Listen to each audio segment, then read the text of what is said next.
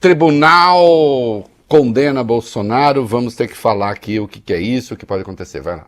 O Tribunal Permanente dos Povos, Reinaldo, condenou hoje o presidente Bolsonaro por crimes contra a humanidade cometidos durante a pandemia. Uma das avaliações foi a de que o presidente provocou maliciosamente a morte de várias dezenas de milhares de pessoas através de decisão tomada na qualidade de chefe de Poder Executivo de Estado de rejeitar a política de isolamento, prevenção e vacinação. Esse é um trechinho da decisão.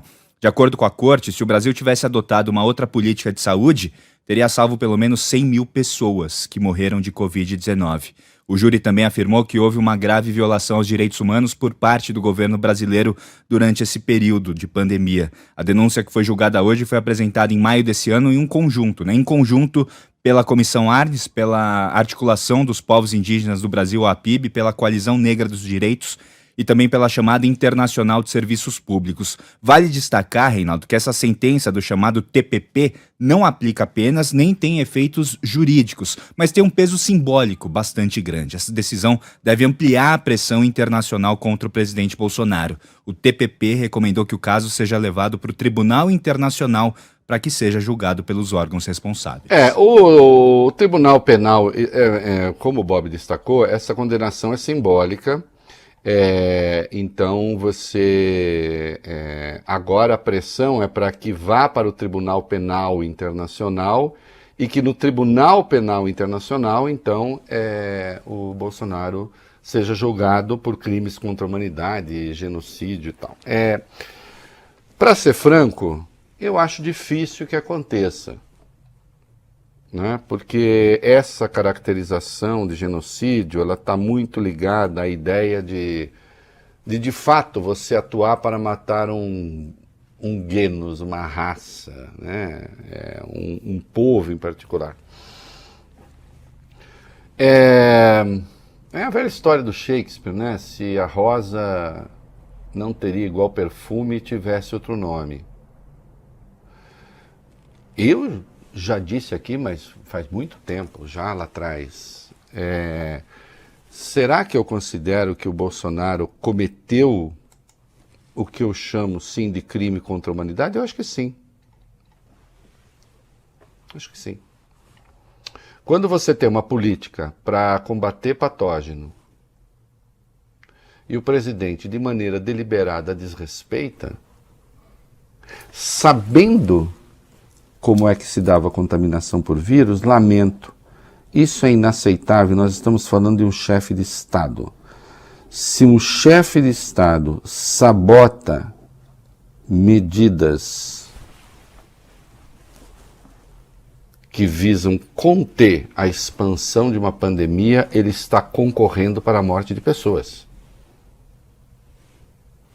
Não há a menor dúvida sobre isso, né? Se esse presidente ou o seu governo, e isso está demonstrado, demora para comprar vacina, e demorou de maneira sumida. O que eu acho fabuloso aí é que admitiu isso, né? Ele admitiu que ele demorou para comprar vacina porque ele disse que a Pfizer não se responsabilizava pelos efeitos colaterais. Acontece que a compra acabou sendo feita e a Pfizer não se justificou, não se responsabilizou pelos tais efeitos colaterais como ele queria. Porque esse tipo de coisa não tinha em nenhum lugar do mundo. Aquele tipo de contrato que o Brasil exigia. E, portanto, houve retardamento na compra da vacina. E ao retardar a compra da vacina, considerando a contaminação no Brasil, pessoas morreram em penca. O Brasil tem menos de 3% da população mundial e tem mais de 10% dos mortos. Foi uma brutalidade o que se deu aqui,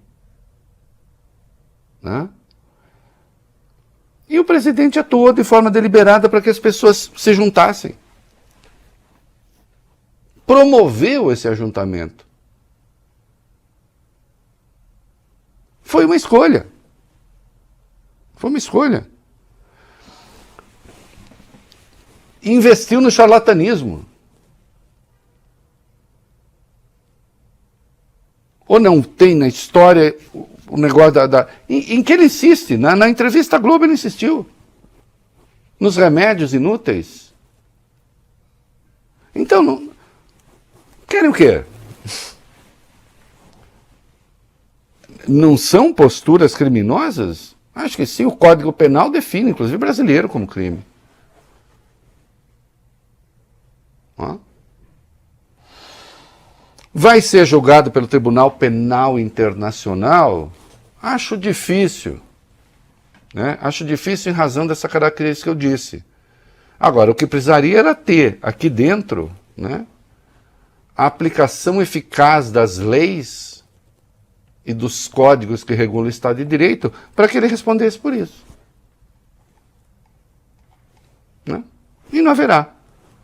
Que infelizmente nós não temos uma Procuradoria-Geral da República hoje. Existe no nome, né? Mas se dedica à mais abjeta sujeição voluntária.